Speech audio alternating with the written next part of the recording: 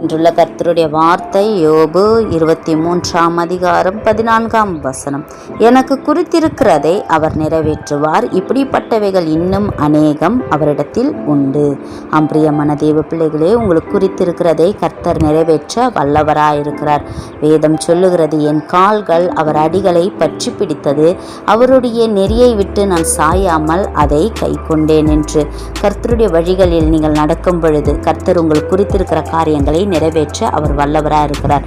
யோபு சொல்லுகிறார், பாருங்க, சகலத்தையும் நீர் செய்ய வல்லவர், தேவரே நீர் செய்ய நினைத்தது தடைபடாது என்று. இப்படி நீங்கள் சொல்லி ஜெபிக்கும் பொழுது கர்த்தர் உங்களுக்கு குறித்திருக்கிற காரியங்களை நிறைவேற்றுவார்.